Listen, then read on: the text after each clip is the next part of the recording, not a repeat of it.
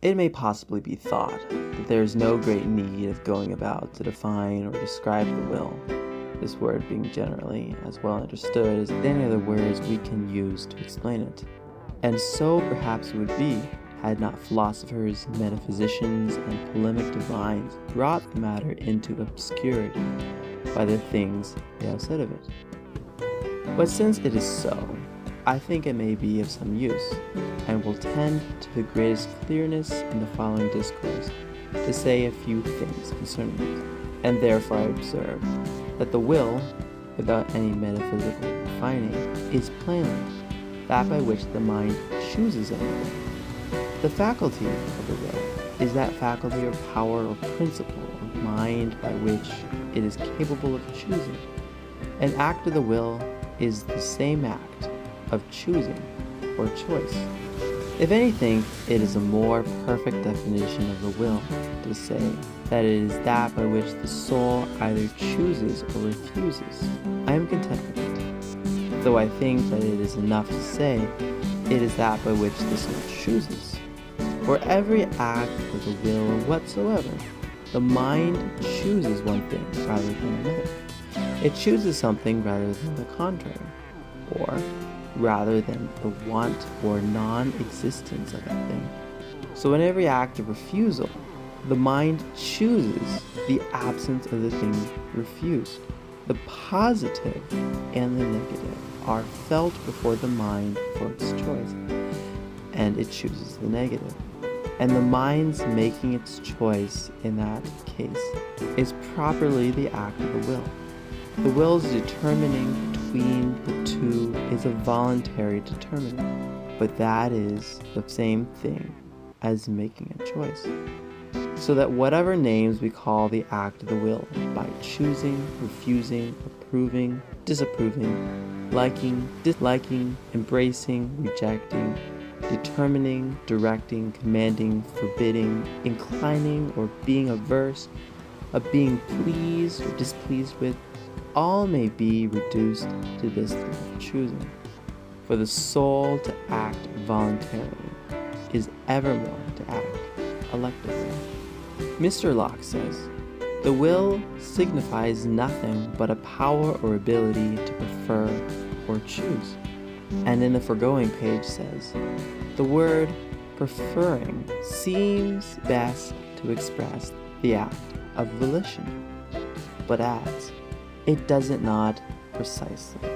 For, says he, though a man would prefer flying to walking, yet who can say he ever wills it?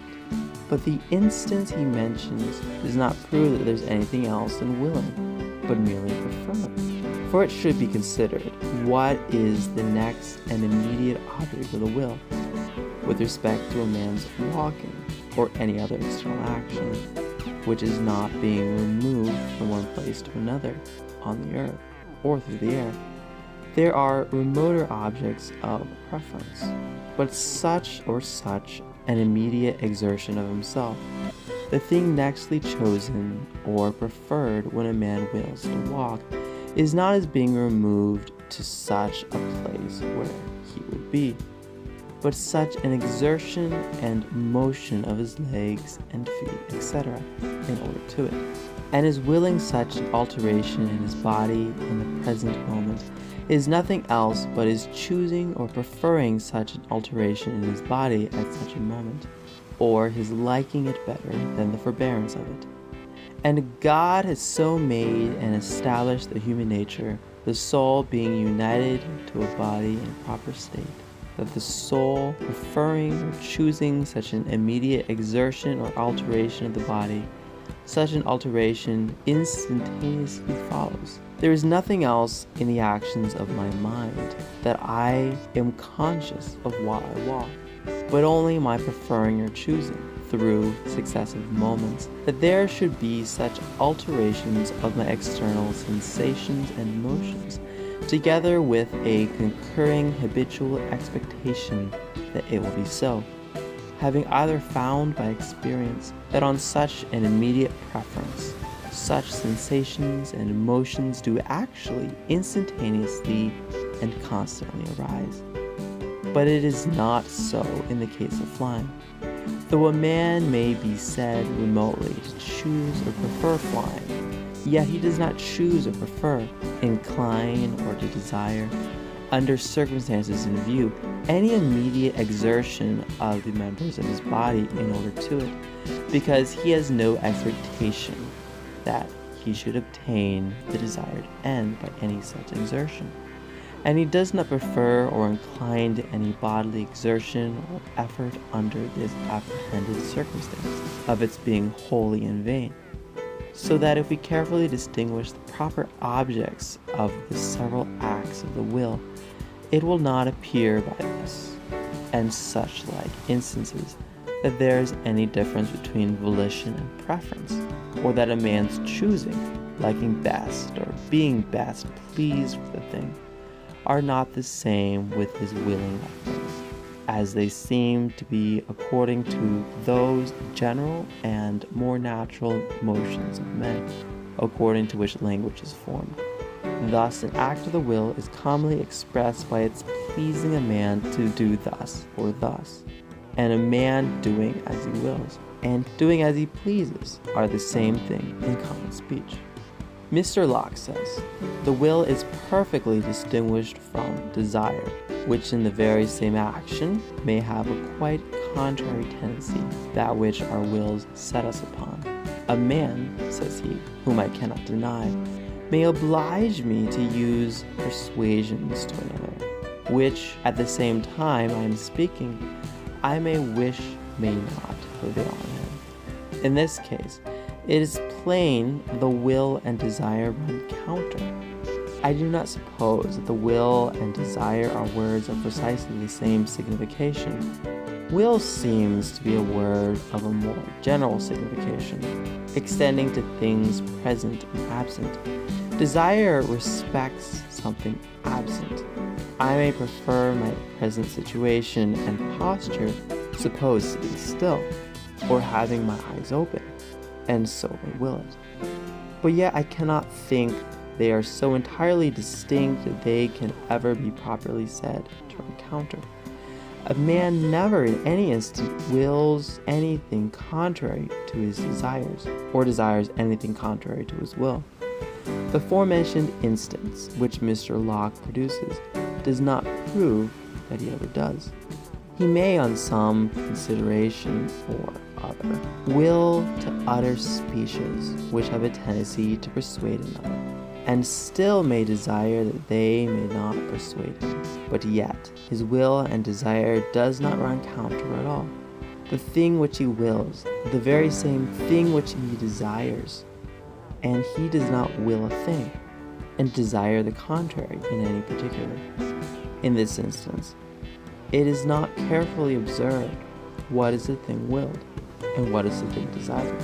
If it were, it would be found that will and desire does not clash in the least. The thing willed on some consideration is to utter such words, and certainly the same consideration so influences him that he does not desire the contrary. All things considered, he chooses to utter such words, and does not desire not to utter them. And so as to the thing which Mr. Locke speaks of as desired, that the words, though they tend to persuade, should not be effectual to that end. His will is not contrary to this.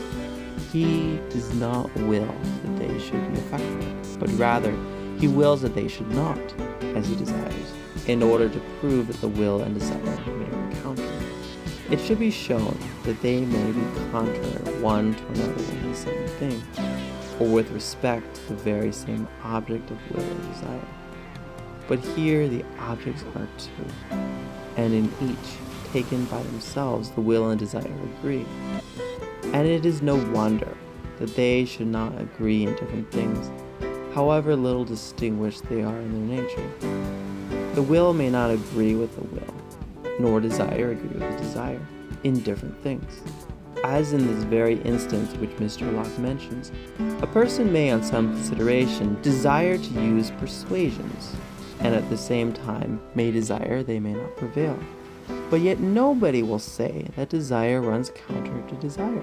or that this proves that the desire is perfectly a distinct thing from desire. The like might be observed of the other instance Mr. Locke produces, of a man's desiring to be eased of pain, etc.